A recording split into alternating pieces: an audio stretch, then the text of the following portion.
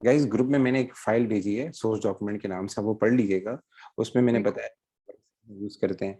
जैसे ये है ना इनवाइस, इनवाइस आता है जब भी हम क्रेडिट परचेज एंड सेल करते हैं, वहां पर हम क्या करते हैं, इनवाइस को यूज करते हैं। जब भी हम क्रेडिट परचेज एंड सेल करते हैं तो वहाँ इनवाइस यूज करते हैं। इसी तरीके से जब कोई रिटर्न होती है तो कस्टमर जब कोई जब सामान वापस करता है तो वो डेबिट नोट भेजता है, और सप्लायर उसको क्या देता है, क्रेडिट नोट देता है। मेन जो डॉक्यूमेंट है परचेज रिटर्न के लिए, सेल्स रिटर्न के लिए, वो कौन सा है, क्रेडिट नोट है। इसी तरीके से जब पैसे देने का टाइम आता है, दरवाजा बंद कीजिएगा यश बेटा, जब पैसे देने का टाइम आता है तो फिर हम कस्टमर को क्या करते हैं, रिसीट देते हैं, रिसीट। ठीक है।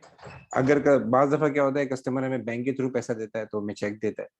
अच्छा, उसके अलावा सर जब महीने का एंड आ जाता है तो फिर हम क्या करते हैं, कस्टमर को सारी समरी देते हैं, सारी डिटेल देते हैं कि आपने ये सामान बाय किया, ये सामान रिटर्न किया, इतने पैसे बने। उसको हम कहते हैं स्टेटमेंट ऑफ अकाउंट। ये कोई सोर्स डॉक्यूमेंट नहीं है, मतलब इस पर कोई एंट्री नहीं होती, लेकिन जस्ट ये पैसे रिकवर करने होते हैं उसके लिए भेजा जाता है। ठीक है। सो आ जाए हम आगे स्टार्ट करते हैं। तो ये पहला सवाल है। ये बात ज़हन में याद रखने बेटा, जो शुरू के तकरीबन कोई आपके जो अराउंड 8 तक क्वेश्चन है, आपका 35 एमसीक्यूज होंगे, 35 एमसीक्यूज होंगे। तो शुरू के जो 7-8 एमसीक्यूज है ना, एटलीस्ट 8 एमसीक्यूज वो बेसिक्स पे होंगे। यानी ये जो शुरू के 2 चैप्टर्स है ना, शुरू के 2 चैप्टर्स ये बहुत अहम है, बल्कि शुरू के 4 चैप्टर ये बहुत अहम है, क्योंकि आपके तकरीबन शुरू के 10 से लेके 8 एमसीक्यू इसी से आएंगे। तो अगर आपने इसको अच्छे तरीके से कवर कर लिया तो इंशाल्लाह ये आपके सारे एमसीक्यू सही हो जाएंगे। और 18 एमसीक्यू सही करने पे ये जाता है। तो इट मीन्स हमारे लिए बहुत इंपॉर्टेंट है कि हम शुरू वाले एमसीक्यूज क्या करें, सही करें। सो गाइस स्टार्ट कर लेते हैं। Which document will a customer issue to inform a supplier of inward charge? Customer सिर्फ एक ही डॉक्यूमेंट इशू करता है। आप लोग कल मेरे साथ पढ़ चुके हैं, एक ही डॉक्यूमेंट इशू करता है। मुझे चैट में बता सकते हैं आप लोग, ठीक है, मेरे साथ बताते रहिएगा ताकि आपकी भी लर्निंग होती रहे। Sir debit note. ठीक है। हम अगला पार्ट पढ़ते हैं। अगले पार्ट में कह रहा है कि Andy purchases good from Charles. The account of Charles in Andy book for the month of सितंबर शोड द फॉलोइंग एंट्रीज। एक मिनट की जगह मैं जरा स्क्रीन जरा सही कर दूं। ठीक है। अब वो कह रहे हैं ये किसका अकाउंट है, ये चार्ल्स का अकाउंट है। ठीक है ना। अच्छा, पहले तो ज़हन में बैठा लें कि चार्ल्स है कौन। जब भी कोई सवाल करना हो, कोई चीज करनी हो जिसमें 2 पार्टीज दी हो, तो आपके जहन में ये होना चाहिए कि भाई ये बंदा है कौन। तो शुरू में उसने एक स्टेटमेंट लिखी है, अगर आप पढ़ेंगे जरा, उसने लिखा है कि Andy purchase goods from Charles. Andy क्या है, परचेजर है। एनडी क्या है, कस्टमर है। तो चार्ल्स क्या होगा, सप्लायर होगा। चार्ल्स क्या होगा, सप्लायर होगा। तो ये सप्लायर का अकाउंट है। तो इसने सप्लायर के अकाउंट में सबसे पहले बैलेंस दिया हुआ है, जाहिर है ये पैसे हमें देने होंगे। फिर इसने यहाँ लिखा हुआ है क्रेडिट, जाहिर हमने परचेज की होगी तो क्रेडिट किया। फिर सामान रिटर्न किया, फिर हमने दोबारा से सामान परचेज किया, फिर बैंक आ रहा है तो हमने पेमेंट की होगी। ठीक है। अच्छा जी। सो इससे परेशान मत होइएगा, ये जो 3 कॉलम का आता है ना, ये 3 कॉलम का, इसको हम कहते हैं रनिंग बैलेंस। तो ये डेबिट साइड होती है, ये क्रेडिट साइड होती है। फर्क ये होता है कि भाई वो टी अकाउंट नहीं बना होता। तो आप सबको पता है जब हम सप्लायर का अकाउंट बनाते हैं या पीएलसी बनाते हैं तो परचेज कहाँ लिखते हैं, क्रेडिट साइड पे। और जिन चीजों से मेरा सप्लायर कम होता है वो कहाँ लिखते हैं, डेबिट साइड पे। तो इसने लिखा है which document would be issued by Charles on 8 सितंबर। बेटा गौर से दिखेगा, चार्ल्स क्या करेगा, चार्ल्स क्या करेगा। तो चार्ल्स सप्लायर है। चार्ल्स क्या है, सप्लायर है। चार्ल्स सामान सेल करता है। तो हम देख लेते हैं 8 तारीख को क्या हुआ है सर। 8 तारीख को हमने सामान रिटर्न किया था चार्ल्स को, तो हमने तो डेबिट नोट भेजा होगा। चार्ल्स हमें क्या भेजेगा, चार्ल्स हमें भेजेगा क्रेडिट नोट। तो इसका आंसर क्या होगा, बी। तो ये एक चीज ये बड़ा ख्याल कीजिएगा, पेपर में जब भी कोई सवाल आता है तो ये देखने वो कौन सी पार्टी के एंगल से आपसे सवाल पूछ रहा है। ठीक है। आगे चलते हैं। ये एक अच्छा सवाल है जो भी करने जा रहा हूँ, मेजोरिटी बच्चे गलत करते हैं। जो 3rd नंबर क्वेश्चन है वो आप देख लें। Valima bought 55 item from Margot at list price of 40 each. Valima ने क्या किया, 55 आइटम लिए। कितने, 55 आइटम लिए। एक आइटम कितने का था, 40 का था। Subject to a 15% trade discount. Trade discount कितना था, 15%। सॉरी बेटा, असल चलिए जी। बेटा हम 3rd क्वेश्चन पे थे। आप लोग मुझे चैट के अंदर रिस्पॉन्ड कर सकते हैं, और मेहरबानी करके माइक वगैरह प्लीज यूज मत कीजिएगा, ये मेरी रिक्वेस्ट है। ठीक है, क्योंकि मैं आपकी आवाज नहीं सुन पाऊंगा। तो यहाँ गिरा है कि ये 3rd में क्वेश्चन पढ़ा हूँ, ये बहुत प्यारा क्वेश्चन है, मेजोरिटी बच्चे गलत करते हैं। यहाँ गिरा है कि 55 आइटम्स थे, जो कि एक आइटम कितने का था, 40 का था।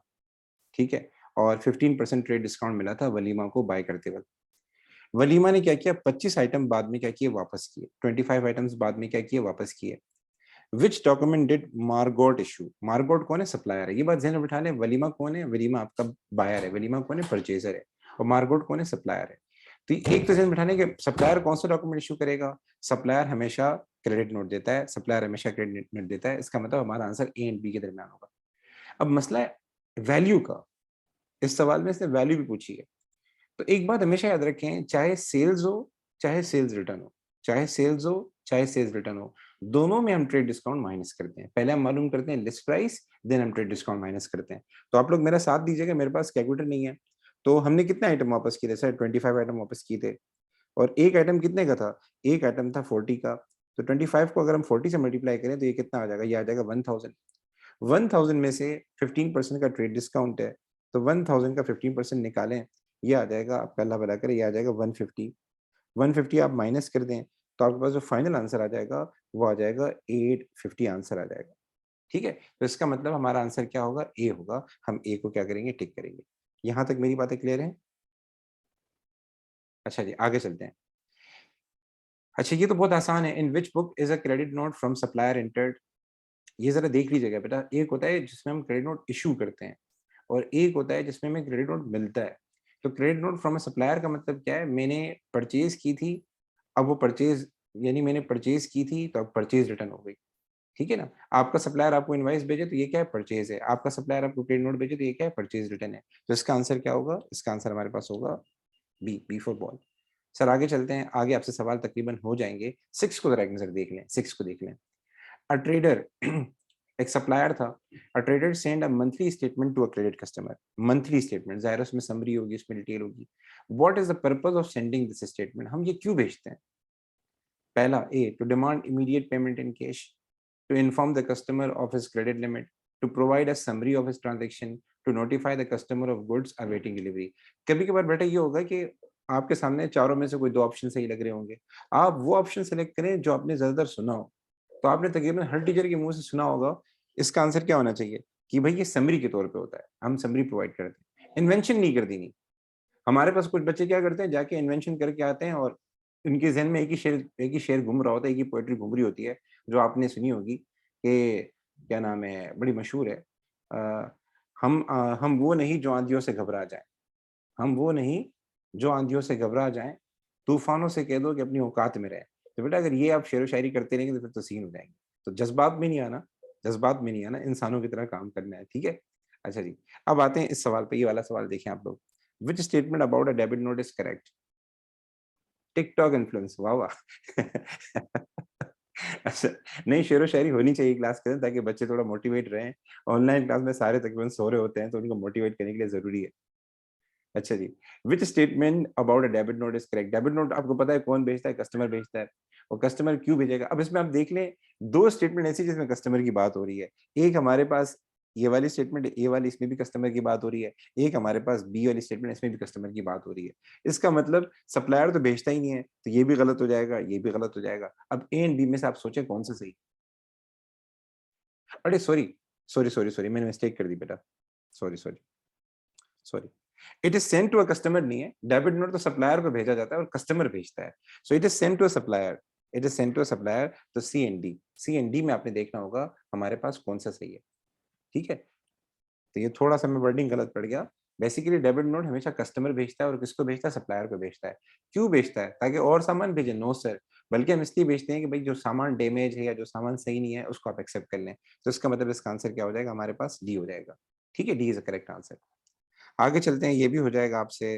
What is true about statement of account? अच्छा, ये जरा देख लें, ये मुझे अच्छा लग रहा है एमसीक्यू।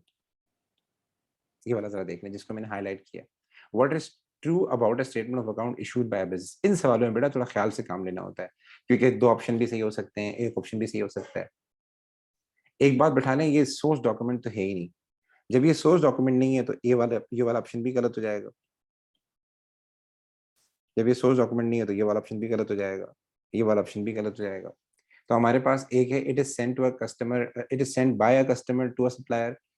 कस्टमर तो नहीं भेजता बेटा, ये कस्टमर तो भेजता ही नहीं है।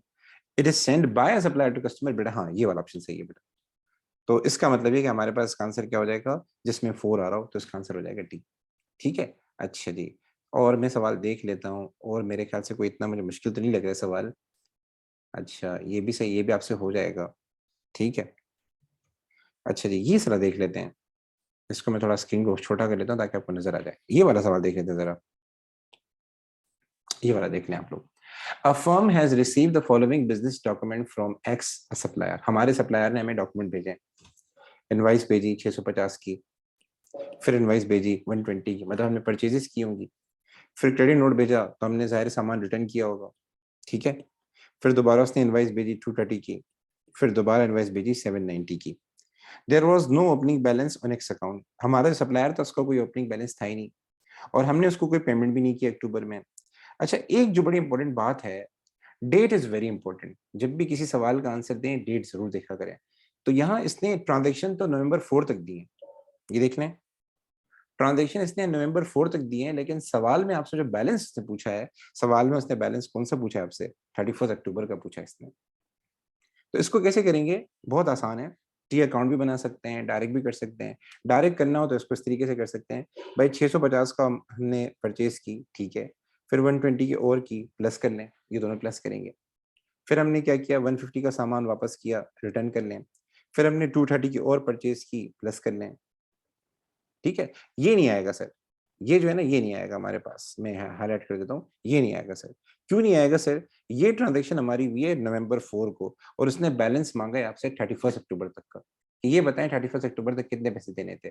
तो आप सबने कैलकुलेशन की होगी, 650 प्लस 120 माइनस 150 एंड प्लस 230, तो इसका आंसर आ जाएगा ए। अच्छा, यहाँ एक छोटी सी बात बता दूं, ये सवाल तो आसान था, लेकिन अगर पेपर में, मैं वैसे अपनी तरफ से बता रहा हूँ, अगर पेपर में 850 के दो ऑप्शन होते, एक लिखा होता 850 डेबिट और एक लिखा होता 850 क्रेडिट, तो हम क्या करते हैं। वैसे आप लोगों से पूछ रहा हूँ, वैसे आंसर तो 850 आ गया सबका, लेकिन आप लोग कौन सा सेलेक्ट करते हैं। 850 डेबिट सेलेक्ट करते हैं, बेटा जहन में बिठा लें ये हमारा कौन है। अच्छा, देखिए बेटा, इसमें दो बातें हैं, दो बातें। अगर आप जो है इस तरह इक्वेशन बना के कर रहे हैं, जैसे मैंने इक्वेशन बनाई 650 प्लस 120 माइनस 150 प्लस 230, तो इसमें आप इसकी नेचर देख लें, इसकी नेचर देख लें, ये कौन है, सप्लायर है। सप्लायर, सप्लायर मींस लाइबिलिटी, ये हमारी लाइबिलिटी है। तो लाइबिलिटी को जब हम शो करते हैं टी अकाउंट के अंदर, तो फिर बैलेंस बीडी हम लिखते हैं क्रेडिट साइड पे। कहाँ लिखते हैं, क्रेडिट साइड पे। और अगर इक्वेशन फॉर्म में किसी लाइबिलिटी को हम शो करें, या किसी को बताएं कि भाई ये जो अमाउंट है ये हमारी लाइबिलिटी है या नहीं है, तो फिर हम डेबिट या क्रेडिट का वर्ड यूज करते हैं। डेबिट या क्रेडिट का वर्ड यूज करते हैं। क्रेडिट का मतलब क्या होता है, लाइबिलिटी है। डेबिट का मतलब क्या होता है, एसेट है। तो आप सबको पता है ये जो वर्किंग की है मैंने किसके लिए की है, सप्लायर के लिए की है, कि उसको कितने पैसे देने हैं। तो मुझे जब पैसे देने तो इसका आंसर क्या आएगा, क्रेडिट आएगा। दूसरा, अगर मुझे टी अकाउंट बनाना हो तो मैं टी अकाउंट वाला भी तरीका बता देता हूँ। टी अकाउंट का, ये मैं टी अकाउंट बना रहा हूँ आपके सामने, ठीक है। तो टी अकाउंट में क्या होता है, जब भी हम परचेज करते हैं, हम सप्लायर के अकाउंट को क्या करते हैं, क्रेडिट करते हैं। 650 क्रेडिट, 120 क्रेडिट, और 150 कहाँ आएगा, डेबिट साइड पे आएगा। और इसी तरीके से आगे चलें, 230 हम क्या कर देंगे, क्रेडिट कर देंगे। अब आप दोनों साइड का टोटल करेंगे ना, तो क्रेडिट साइड क्या होगी, हायर होगी। क्रेडिट साइड क्या होगी, हायर होगी। जब क्रेडिट साइड हायर होगी तो इसका मतलब सीडी कहाँ आएगा, डेबिट साइड पे आएगा, और बीडी कहाँ आएगा, क्रेडिट साइड पे आएगा। तो एक बात ध्यान में बिठा लें, अगर टी अकाउंट बना के मैं ये बताना हो कि डेबिट होगा या क्रेडिट होगा, तो हमेशा ये देखा करें कि बैलेंस बीडी किस साइड पे आ रहा है। हमेशा ये देखा करें कौन सी साइड हायर है, ठीक है। तो अगर क्रेडिट साइड हायर है तो जाहिर है सीडी डेबिट साइड पे आएगा और बीडी क्रेडिट साइड पे आएगा। हमेशा पेपर में अगर आपसे वो ये पूछे कि भाई ये 850 डेबिट या क्रेडिट है, आपने हमेशा रेलेवेंट बीडी को देखना है कि बीडी किस साइड आ रहा है। अगर बीडी क्रेडिट साइड पे आ रहा है तो हम बोलेंगे क्रेडिट बैलेंस है, ठीक है। ये चीज मैंने अपनी वीडियो में भी ये चीज मैंने कवर की है, जिसमें मैंने डेटर एंड क्रेडिटर के एमसीक्यूज करवाए हुए हैं। ये बहुत आते हैं बेटा, इसकी प्रैक्टिस होनी चाहिए। सर आगे चलते हैं। अच्छा, इस पे बाद में आऊंगा, हम जरा उस पे आ जाते हैं, लेजर के ऊपर आ जाते हैं। पेपर में हाँ लगा लें, पेपर में कभी कभार क्या होता है, वो आपको सवाल देता है, कस्टमर का टी अकाउंट बनाने को बोलता है, और उसके साथ साथ आपको बोलता है सप्लायर का टी अकाउंट बनाओ, और ये बताओ ये बैलेंस क्या शो करता है। इस तरह के कई सवाल आते हैं, तो वो जरा हम करते हैं।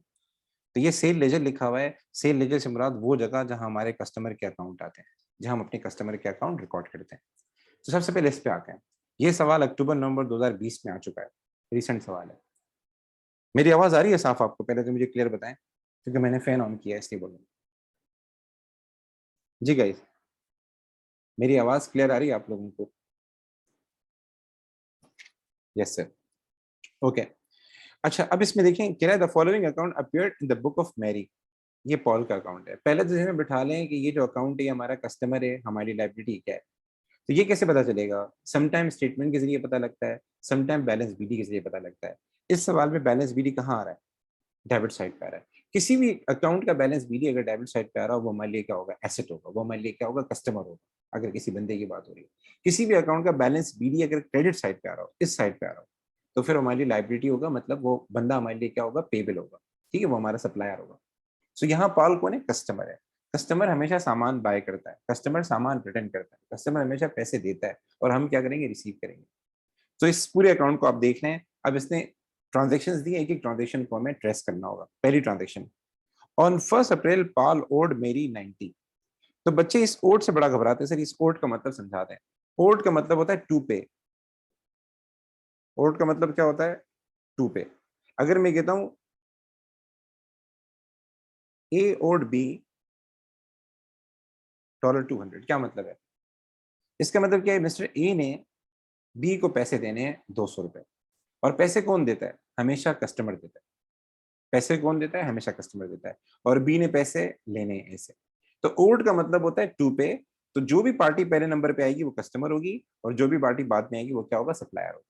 तो ए ओड बी, इसका मतलब क्या है, ए ने पैसे देने हैं, ए कौन है, कस्टमर है। ठीक। अच्छा, कभी कभार ऐसा हो सकता है, सिर्फ एक केस ऐसा है, एक केस ऐसा है जिसमें इसकी मीनिंग चेंज हो सकती है। अगर वो ओड बाय लिख दे। आप लोगों ने इंग्लिश का पेपर दिया हुआ है, इंशाल्लाह उम्मीद है सारे बच्चों का, सारे बच्चों ने इंशाल्लाह स्टार लिया होगा, या फिर अक्टूबर नवंबर में आने का सोचेंगे।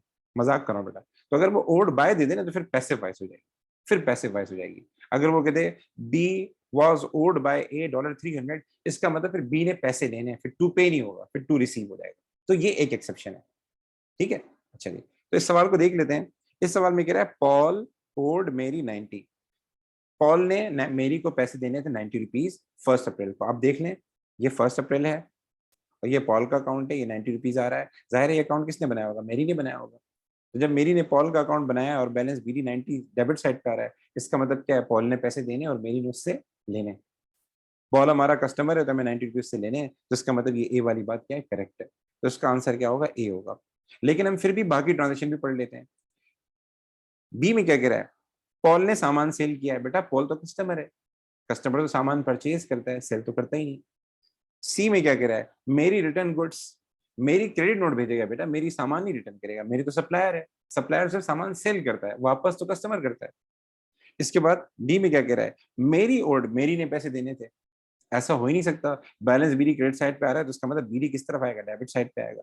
जब किसी भी कस्टमर का अकाउंट का बैलेंस बीडी डेबिट साइड पे आए, तो उसका मतलब उसने पैसे देने हैं, हमने लेने हैं।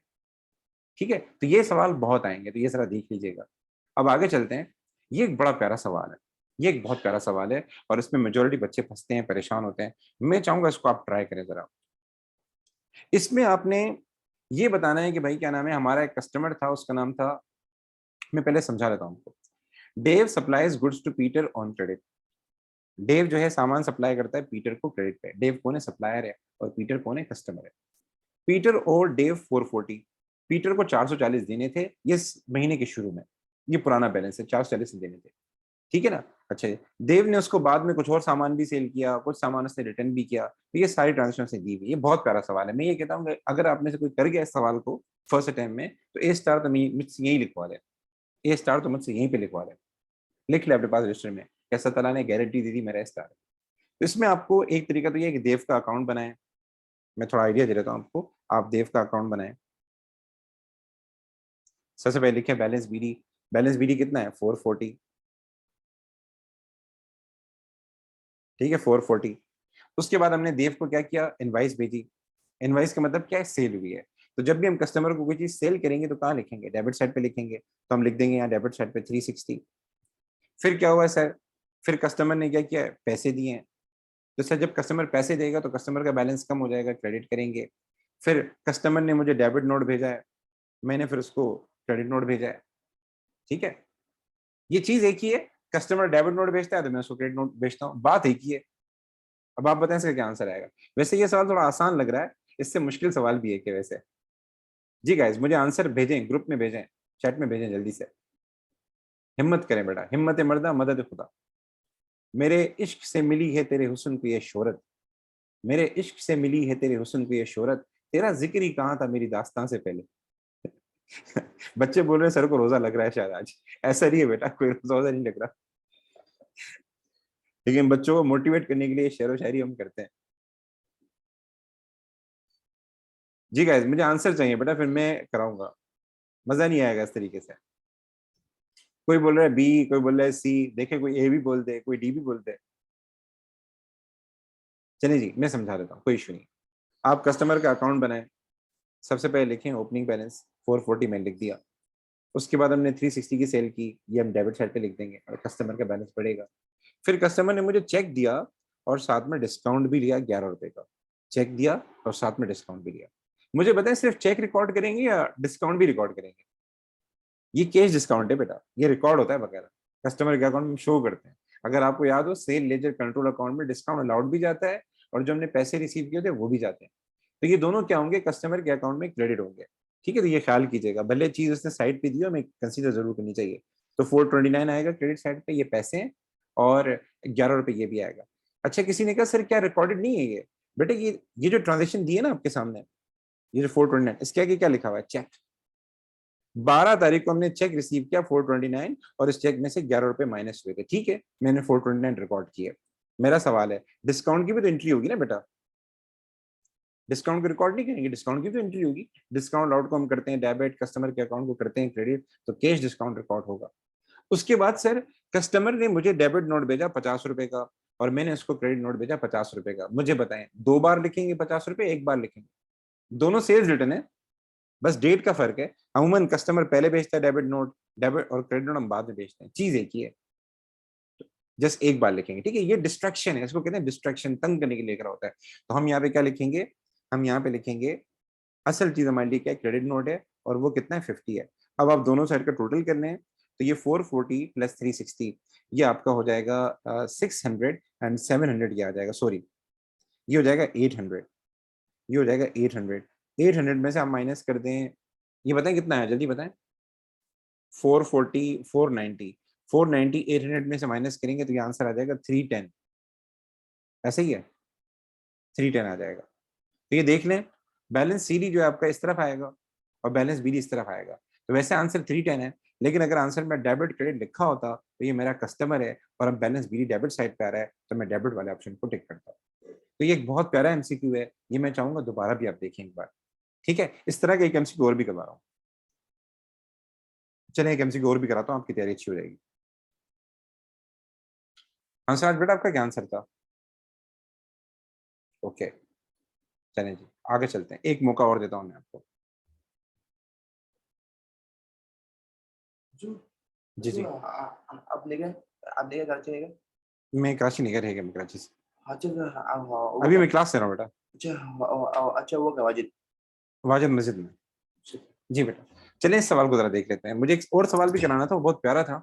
उसमें बस ये था, चलो मैं आपको आइडिया देता हूँ सवाल क्या था। उसमें ये था कि जैसे यहाँ debit note and credit note लिखा हुआ है ना, तो उसमें डेबिट नोट की अमाउंट थी फॉर सपोज 60, और क्रेडिट नोट की अमाउंट थी 50। अब जाहिर है हम तो लिखेंगे एक ही बार, चाहे डेबिट नोट हो चाहे क्रेडिट नोट, हम लिखेंगे तो एक ही बार, लेकिन लिखेंगे कितना? कस्टमर ने रिक्वेस्ट की है कि सर 60 रुपए एडजस्ट कर दें, और हमने क्रेडिट नोट भेजा उसको 50 रुपए का। तो रिटर्न जब रिकॉर्ड होगी, कितनी रिकॉर्ड होगी, 50 होगी या 60 होगी? जी, शाबाश बेटा, शाबाश बेटा, हम 50 ही रिकॉर्ड करेंगे, क्योंकि असल जो बंदा है वो सप्लायर है जो डिसाइड करेगा, तो हम 50 ही रिकॉर्ड करेंगे। तो वो सवाल मुझे मिला नहीं, बट ऐसा एक सवाल आया है पेपर में।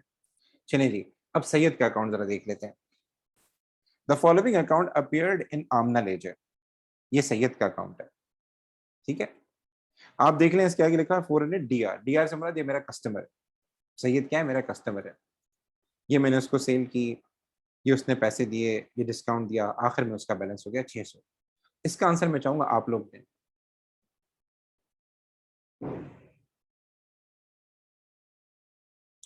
सैयद कस्टमर है जी। काफी लोगों ने मुझे आंसर दे दिया, मैं चाहूंगा सब आंसर दे बेटा, मैं कसब को तो नहीं पढ़ा रहा, ना ही मैं हंसराज को पढ़ा रहा हूँ। सो माशाल्लाह अच्छे बच्चे मौजूद हैं, सारे आंसर दें। ये सवाल पेपर में बहुत आते हैं, तो आपकी प्रैक्टिस बहुत अच्छी होनी चाहिए बेटा। शाबाश बेटा, शाबाश बेटा। ओके, देख लेते हैं बेटा, चलें। शाबाश शाबाश। देखिए, सैयद मेरा कस्टमर है, तो पहली स्टेटमेंट देख लें। यहाँ कह रहा है कि पहली स्टेटमेंट में आमना ओल्ड, आमना तो सप्लायर है, सप्लायर तो पैसे लेगा, देगा थोड़ी, तो ये तो गलत हो गया। आमना पेड, आमना तो सप्लायर है, सप्लायर तो पैसे रिसीव करता है, पे थोड़ी करता है।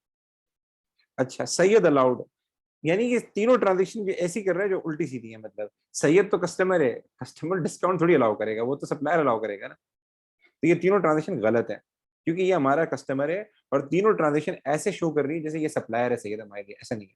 लेकिन ये जरा देख लें, मैंने आपको पहले ही बताया था, कस्टमर का एक और नाम होता है परचेजर। परचेजर, कस्टमर क्या होता है? परचेजर होता है। तो यहाँ क्या कह रहा है? Syed purchase good 600 on credit from Amna on 14 September. 14 सितंबर को सेल हुई है, हमने सामान सेल किया है, सैयद ने क्या किया? सामान परचेज किया। तो ये चीज आप देख लें, इसका आंसर क्या होगा? डी होगा। काफी बच्चों ने सही बताया। मेरी एक पूरी वीडियो है डेटर एंड क्रेडिटर एमसीक्यूज के ऊपर, वो देख लीजिएगा, उससे बड़ा फायदा हो जाएगा। चलें जी, हम थोड़ा आगे चलते हैं। ये एक सवाल है, इसमें बच्चे बड़े परेशान होते हैं, ये मेजोरिटी बच्चे इसमें परेशान होते हैं। मैं चाहूंगा इसको आप जरा देखें, इस सवाल को एक नजर, और आप बताएं इसका क्या आंसर होगा। और ये बहुत प्यारा सवाल है। ऐसा समझें अगर आप ये सवाल करके, तो मैं दोबारा बोलता हूँ, आपका ए स्टार यकीनी है, कन्फर्म है। इस सवाल में बेटा डेबिट एंड क्रेडिट का चक्कर भी है।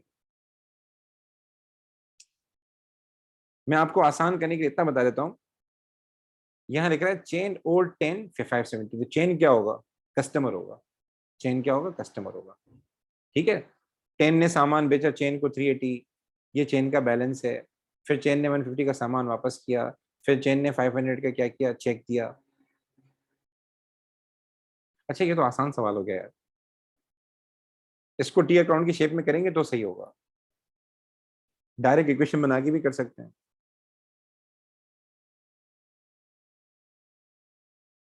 जी बेटा, जल्दी से बताएं। कोई बोल रहा है बी, कोई बोल रहा है सी, कोई बोल रहा है डी, सब कंफर्म करें। चलिए, बी। अच्छा, इसके दो दो तरीके, दोनों तरीके मैं बता देता हूँ। पहला तरीका, आप इसका ओपनिंग बैलेंस देखिए कितना है? 570। फिर हमने क्या किया? इसको सामान सेल किया 380 का, इसका बैलेंस बढ़ जाएगा, आप 380 प्लस कर लें। फिर इसने क्या किया? सामान हाँ वापस किया, ये लिखा हुआ है रिटर्न, सामान वापस किया, तो आप माइनस कर दें 150। फिर इसने क्या किया कि भाई पेमेंट की है, जाहिर है जब ये पेमेंट करेगा तब भी इसका बैलेंस कम हो जाएगा, तो ये माइनस करें। और आखिर में देखें आंसर क्या आया।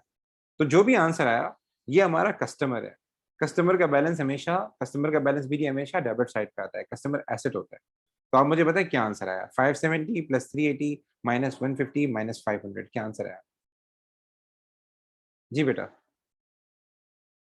बच्चे कह रहे हैं सर बी आंसर आया। ठीक है। दूसरा तरीका, दूसरा तरीका ही बता देता हूँ। मैंने टी अकाउंट बनाया, टी अकाउंट में बैलेंस बी डी लिखूंगा डेबिट साइड पे 570। फिर मैंने 380 का सामान सेल किया उसको, कस्टमर को, चेन को, तो मैं डेबिट करूंगा। फिर इसने मुझे 150 का सामान वापस किया और 500 का मुझे चेक दिया।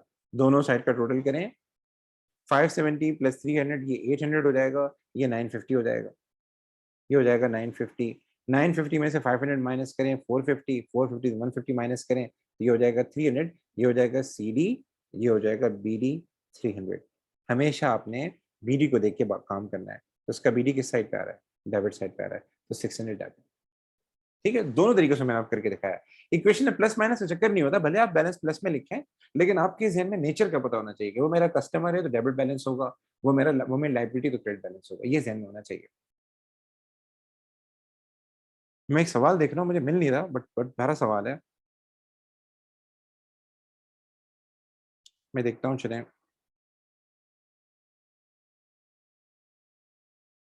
ओके, चलो इस सवाल को जरा देख लेते हैं। The following accounts appears in the ledger of Marisa Julia account. अच्छा, इसमें मैं कुछ नहीं बोल रहा, आप मुझे खुद बताएं इसका आंसर क्या होगा। थोड़ा सा आप लोगों को भी छोड़ें, अकाउंट में देखने क्या क्या हो रहा है, तो आपको पता लग जाएगा ये कस्टमर है क्या है।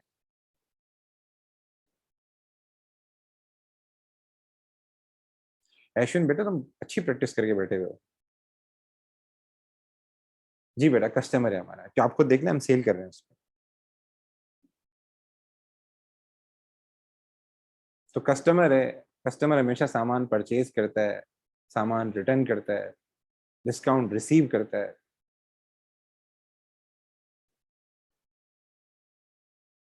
चलिए जी, कोई बोल रहा है बी, कोई बोल रहा है डी। ठीक है, अब जरा देख लेते हैं। यहाँ कह रहा है on 14 January Julia allowed Melissa trade discount. Trade discount बेटा आता ही नहीं है यहाँ पे, अगर होता भी तो वो ब्रैकेट में शो करता, अलग से नहीं दिखता। तो आप 14 जून को देख लें, ये जो डिस्काउंट है ये कैश डिस्काउंट होता है जो हम रिकॉर्ड करते हैं, ट्रेड डिस्काउंट नहीं होता, ये कैश डिस्काउंट होता है। तो अगर इसने यहाँ, और दूसरी बात जूलिया थोड़ी अलाउ करेगी, मलिसा अलाउ करेगी, तो ये तो गलत हो गया। बी पे आ जाए, और 14 जनवरी मलिसा अलाउ ट्रेड डिस्काउंट। चलो मलिसा ने अलाउ किया, ये बात तो चलो सही है, लेकिन ये ट्रेड डिस्काउंट नहीं, ये कैश डिस्काउंट है। कैश डिस्काउंट के साथ हमेशा बैंक एंड कैश आ रहा होता है, तो इस वजह से इसने यहाँ ट्रेड डिस्काउंट का वर्ड यूज किया है। अगर इसने यहाँ कैश डिस्काउंट लिखा हो तो ये ऑप्शन सही हो जाता है। सर सी पे आ जाए, ऑन 13 दिसंबर जूलिया रोड, ये बेडेड आ रहा है ना। बेडेड कौन रिकॉर्ड करता है? सप्लायर रिकॉर्ड करता है, कस्टमर खुद नहीं करता। कस्टमर तो कोर्ट जाता है, वहां से अपने आप को डिक्लेयर कराता है और बेनिफिट हासिल करता है। ये जो बेडेड की एंट्री किसने पास की होगी? जूलिया ने थोड़ी की है, ये तो मलिसा ने की है। मलिसा ने बेडेड को किया होगा डेबिट, जूलिया को किया होगा क्रेडिट।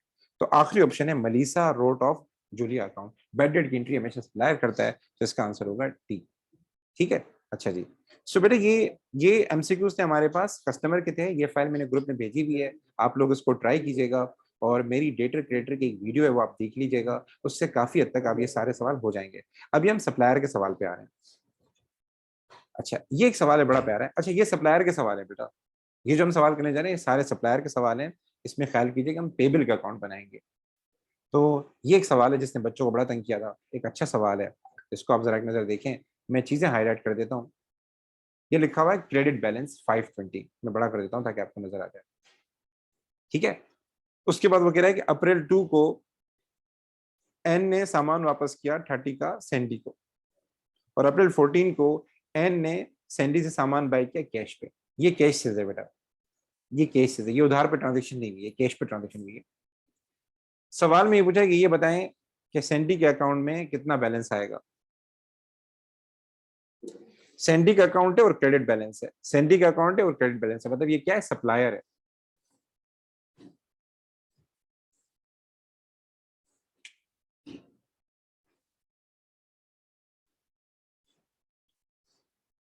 अच्छा, इसको कैसे करेंगे देख लेते हैं बेटा। इक्वेशन वाला तरीका करता हूं। आप लिखें 520। चलें आप लोग पहले करें फिर मैं बताता, ऐसे नहीं करता था। पहले आप सब अपने आंसर लॉक करें, मजा नहीं आएगा फिर। ठीक है बेटा, एक चीज हमेशा याद रखना बेटा, माहिर और जितने भी लोग हैं, सैंडी कौन है? सैंडी सप्लायर है बेटा। सैंडी अकाउंट, और ये लिखा हुआ है क्रेडिट बैलेंस। क्रेडिट बैलेंस किसका होता है? सप्लायर का होता है। तो सप्लायर कभी ओ नहीं करता, सप्लायर कभी भी ओ नहीं करता, ये बात हमेशा याद रखना। सब ये तो गलत हो जाएंगे दोनों से एंडी। क्यों? सप्लायर तो पैसे लेगा, ओ तो कस्टमर करता है। मैंने आपको भी बताया ना कि लिखा हो ए ओज बी, तो इसका मतलब क्या है? ए ने पैसे देने, ए क्या है? परचेजर है, ए क्या है? कस्टमर है। तो सैंडी तो कस्टमर है ही नहीं, तो सी एंड डी ऑप्शन तो वैसे ही गलत हो जाएंगे। ठीक, ये दो ऑप्शन बचेंगे। अब जरा देख लेते हैं इसको कैसे करना है। इक्वेशन वाला तरीका यूज करता हूँ। 520 का बैलेंस था, 30 रुपीज ने हमें वापस किया, 30 का हम माइनस कर लेते हैं इसमें से। ठीक है, उसके बाद आते हैं इस वाले ट्रांजेक्शन पे। बेटा ये ट्रांजेक्शन नहीं आएगी, 210 की ट्रांजेक्शन नहीं आएगी। क्यों? देखिए बेटा, हम ट्रांजेक्शन वो रिकॉर्ड करते हैं जिसमें उधार पे काम हो।